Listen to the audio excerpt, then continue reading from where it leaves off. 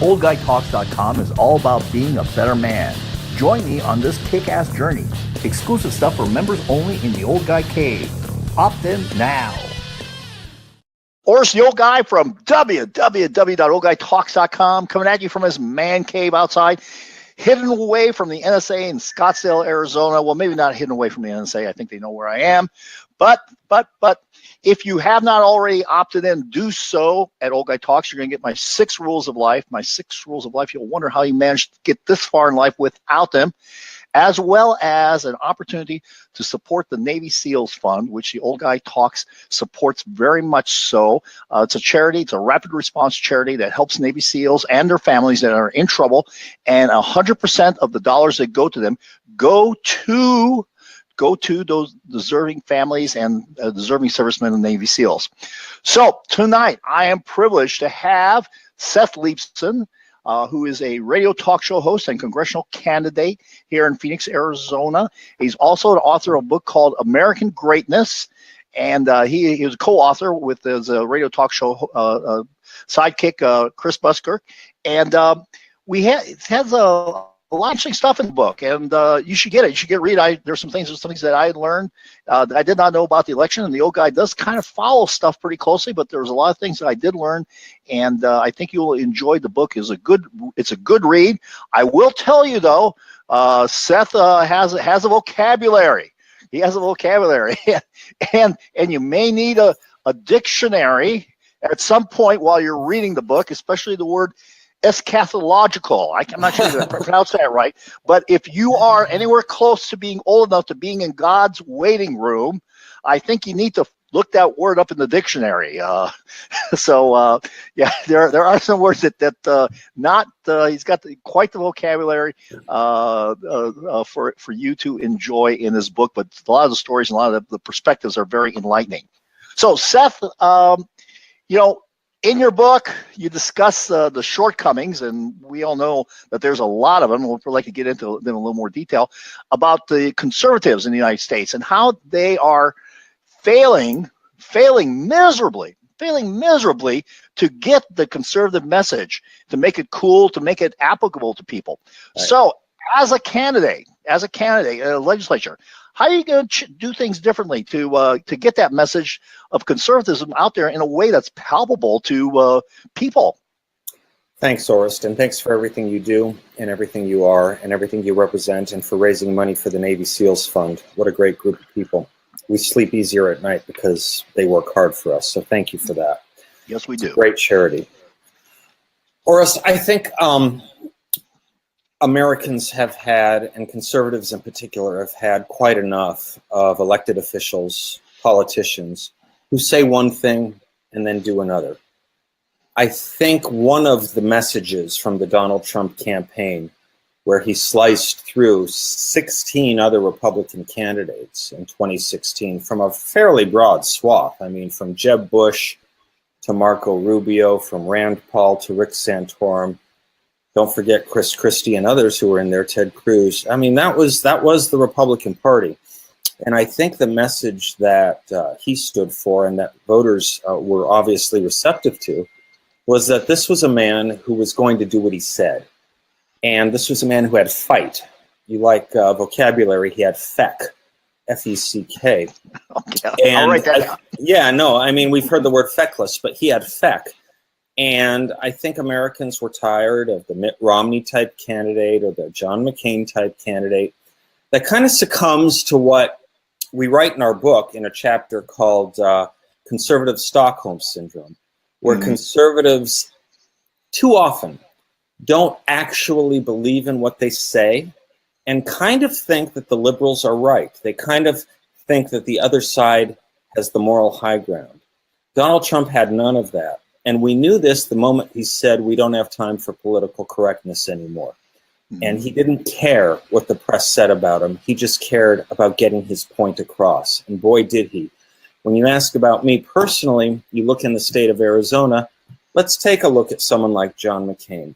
Beautiful resume, could not have a better resume. Great biography. But he did campaign a year and a half, 2 years ago on leading the fight to end Obamacare. He's responsible to this day for why we haven't ended Obamacare. That's what people are tired of. I've been in the public policy and think tank and communications and radio world for going on 20 years, and I think what are some of the most important issues. That's what I think and hope voters will take a look at and say, yeah, there's a record there of seriousness on the most serious and important things. And this is a guy who's not in it for any other motive except sincere belief. Mm-hmm. You know, there's a comment made that Trump acts sincere, but he doesn't have to act sincere. He actually is sincere, and people feel that viscerally. He actually says what everyone in the room is thinking, and what all the traditional politicians are afraid to say, because he actually goes out and says it. Right. And, you know, you look at what he ran on in 2016, whether it was the war against radical Islam, whether it was a muscular foreign policy that would take it to our enemies, whether it was sovereignty and sealing our border, whether it was tax reform and getting our economy going again, whether it was talking to the African-American community and saying, what really more do you have to lose? Take a look at what we have to offer. When you look at the broad swath of issues he talked about, ending political correctness, is this not what the conservative movement has been asking for and been about for at least 30 years? He spoke to the things that we said we believed in, that our think tanks and magazines and journals said we were about, but the other candidates weren't doing it. You made the point that, you know, when he talks, people kind of believed him. Jeremy Bentham, the old British philosopher, said, the best way to make people feel comfortable is to appear to love them. And the best way to appear to love them is to actually love them. One gets that sense from Donald Trump. What did he have to lose? What did he have to gain? He saw something very wrong, and he wanted to say something very strong. Yeah. Why do you think the conservatives in general have this victim mentality? They really don't want to win. It's absolutely amazing. And even when they do win, they don't know how to act like winners. It drives me insane. It really does. They don't know how to act like winners. I think they do want to win, Orest, if I could take issue with that. I think they do want to win. I think they are used to not winning and used to being on the second side or the second seat, the passenger seat of the culture. Think about what conservatism has to go up against. It has to go up against K through 12 education, has to go up against higher education, colleges and postgraduate degrees, has to go up against Hollywood and entertainment, has to go up against the mainstream media, and actually also has to go up, most people don't realize this, but it's true, you realize it, has to go up against the corporate world now. You know, the corporate world today is not what it was 30 years ago. It's the C-suites, the CEOs, the corporate boardrooms are as liberal as almost any university. This is what conservatism is pushing against and fighting against. So when conservatives, or let's just call them Republicans, enter into the political domain, they're fighting all of that, and it's hard for them to think they're right. It's hard for them to think that what they have to say is more accurate and more serious and more true, morally true, compared to everything they're pushing against. Donald Trump didn't give two hoots about that culture because he was that culture. He understood it. He knew it. He was in it. It's funny how long he's been with us. I was watching an old episode of Cheers. Maybe it was the final episode. Remember the TV series Cheers? Sure, yeah. And it was maybe the final episode where the bartender, Kirstie Alley, the owner of the bar, said, I came here to Boston to marry Donald Trump, and I ended up marrying Donald the plumber. That was 25 years ago. He has been with us for so long. He has been a part of this culture, and he doesn't care about it. There was no reason for him to run knowing he would take the slings and arrows that he was going to take and ultimately did take. So people saw in that a sincerity. It's a sincerity they didn't see in Mitt Romney. It's a sincerity they didn't see in John McCain. And it turns out they were right. And it turns out he was right. Yeah. There's lots of hit squads going after Donald Trump. Yeah. It starts out with the Washington Post and their writers, and New York Times and others, and now the investigation with Bob Mueller, and I call it the DNC hit squad, because just loaded with donors to the Hillary campaign. But in all the things that been going around, I've never really heard a credible story of Donald Trump being abusive to workers or people that under his employees. I mean, he's certainly known to be a hard boss, but no one's ever said that he was unfair. And he seems to really relish. When I see him, he seems like he really relishes being with people. Yeah. And just interacting with them. Yeah, the blue-collar billionaire. It is interesting to be in the kind of business he's been in and to have no Title VII civil rights suits lodged against him, and he has not. It's kind of an interesting non-news event, non-achievement that went unremarked on. The radio show host, Dennis Prager, who I'm sure you're familiar with, yes, likes to talk about the difference between liberals and conservatives when it comes to moral issues, is that the liberals or the left will go after fake stories and fake problems, whereas conservatives care about real ones. So for the past, 2 weeks, maybe even longer, the left has gone after monuments from over 100 years ago, while in the midst of what has turned out to be the Harvey Weinstein scandal, they are stumbling over why they were silent for so long at this point and trying to figure out ways to say, yeah, we knew, but we didn't want to say anything. Easier to go after fake wrong and fake evil than real wrong and real evil. That's the problem the left has. The problem we have is we don't point it out enough. Or don't do it well enough in terms of pointing it out. Well, let me tie it back to the Donald Trump thing. So on the one hand, you had this 2005 tape from Donald Trump that NBC was sitting on. NBC was sitting on this and releases at a critical moment, and it's an off-the-record tape about which no factual, actionable evidence ever materialized. What he said on that tape, no one ever claimed he did. He was bragging about something. It was braggadocio, if you will. It was disgusting. It was intolerable, but it was not real. So you have that on the one hand versus the entire Hollywood left, which went after Donald Trump, but was covering up Harvey Weinstein. And by the way, NBC, which delighted in releasing that 2005 tape, we now know sat on and scrunched the Harvey Weinstein story. Fake versus real. Folks, technology is wonderful when it works, and when it doesn't, well, you just got to adapt. Is that right, Seth? Absolutely. We're nothing if not flexible. That's right. That's right. Okay, so where were we, Seth? Oh, I don't know. I think we were talking about how you are the all-being master of time, space, and dimension. Ah, yes. Well, that is my other moniker, is Extreme Emperor of the Universe. There you go. I do answer to that also. So I think we're talking a little bit about Trump and his style of talking and the fact that he relates. I remember we were talking about how the left goes after fake problems while the right goes after real problems. Right. And, I think that this is true, is that, I think one of the failures of Conservative Inc., Conservatism Inc., as you refer to it, is the fact that they're actually they're kind of boring. Mitch McConnell and Ryan talking about stuff, they sound like two actuaries debating interest rates. I say them on TV, and I just want to go, oh my gosh. And you got the Democrats, the regressives over there telling a story.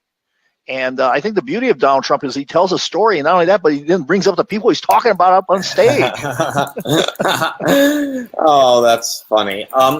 People want a cause to fight to climb a hill and to run up a hill and to charge a hill. And Donald Trump gave it to him. And it was nothing new, Orest. As I said before, the things he ran on were the things we said we wanted. He just wasn't going to take a punch and not punch back. And I think as for too long, America had a kick me sign on its back. Exactly. The Republican Party and the conservative movement did too. And he took that sign off. Yeah, he sure did.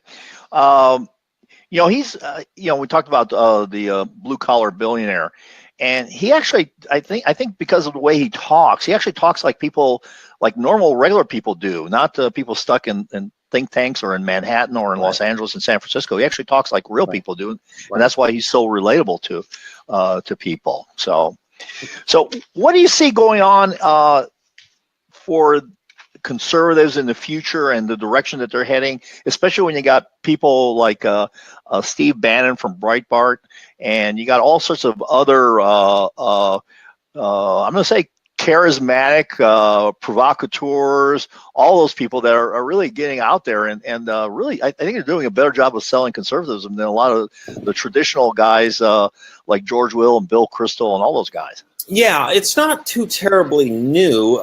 We just haven't seen it in a while. Look, the Republican Party, the conservative movement, has always had various strands competing against one another. Barry Goldwater in 1964 was a change in the Republican Party, and he tried to wrest the Republican Party from the East Coast establishment. He did, and the country wasn't quite ready for it. But 16 years later, they were. Ronald Reagan was not a shoo-in in 1979 or 1980. He had to fight hard for that nomination. Some of the people we think of today as tried and true great conservatives were not on the Reagan bandwagon early on. George Will himself was backing Howard Baker, a senator from Tennessee, until he saw Reagan could win. William Buckley himself, a Reagan friend, was backing his Yale buddy George H.W. Bush until it was inevitable that Reagan could win. Reagan was not the shoo-in, and he was not the inevitable nominee. He had to fight very hard, and he changed the Republican Party. Nixon was Richard Nixon, Gerald Ford, Eisenhower.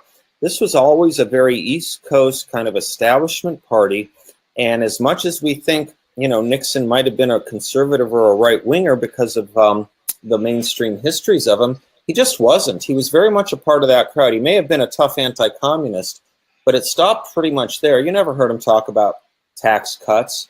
EPA, OSHA, Nixon gave us those. Affirmative action, Richard Nixon gave us those. Roe versus Wade, he gave us the Supreme Court justices that gave us those. Sure. Richard Nixon was not Ronald Reagan's. It was not the Ronald Reagan Party. So Ronald Reagan was a different thing, as Barry Goldwater was a different thing, and I think Donald Trump is a different thing. If Reagan had one big failure, it was that he didn't burn his new movement, our new movement, into amber.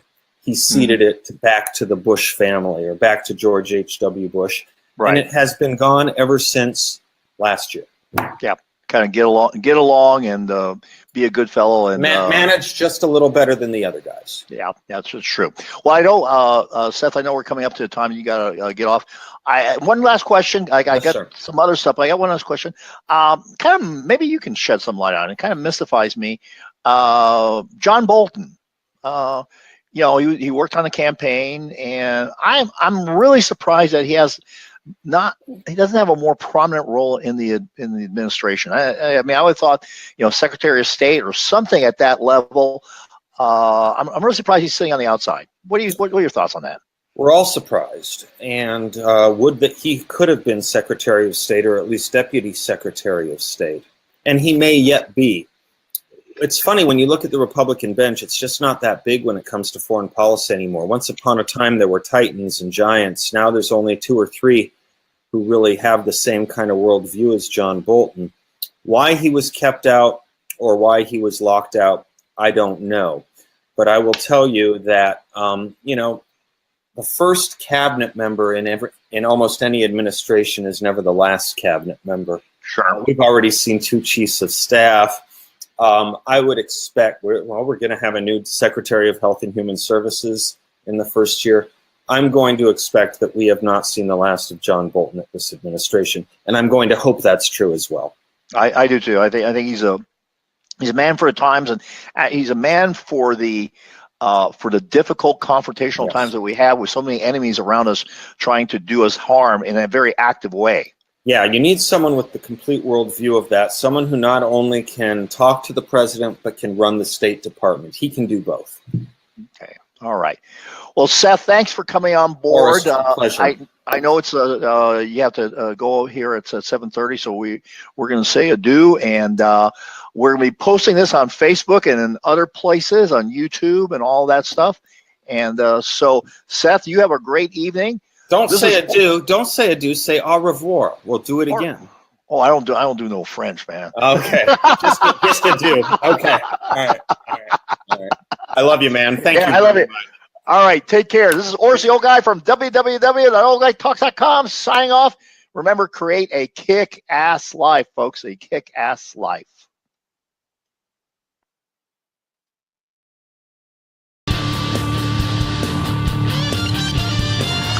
Opt in and encourage other old guy assholes like you to opt in also.